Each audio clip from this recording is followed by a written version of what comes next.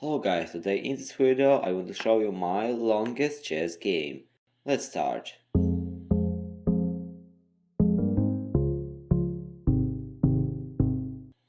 We start with an easy opening, which I'm playing very frequent. I'm also playing, for example, chesscom. I have very strong pawns, but in this position I have very bad pawns.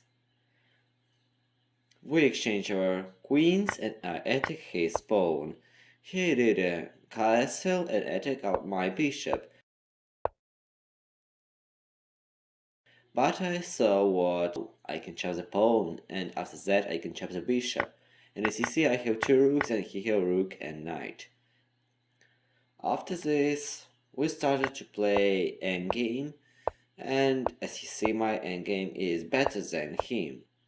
I started to attack his pawns, my rooks are so good, and after this I chop his first pawn, and after that I chop his rook.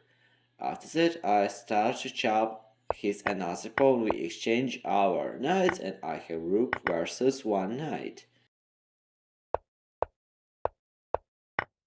And as you see, this position for me is winning, but maybe in this position it's better to play c5. I ruined my pawn, but as you see, in this position he cannot chop my pawn because I'll do fork for a knight and for a king.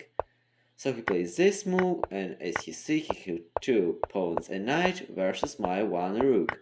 But my rook is so strong, so in this position I could win. I cannot play rook to h7 because he'll remove pawn. And after that we start to play this not interesting chess endgame. As you see, he have knight versus my rook, but in that time I have very low time. I had 30 seconds. As you see, he did a fork, but he wanted to win on time, so he didn't chop my rook. After we start to play this endgame, he could chop my rook, but he didn't do it. He also could chop my rook, because he wanted to win on time.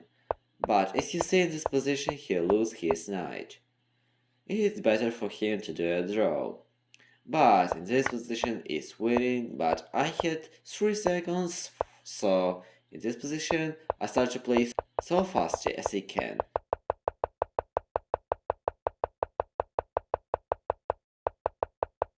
But in the end I did mate.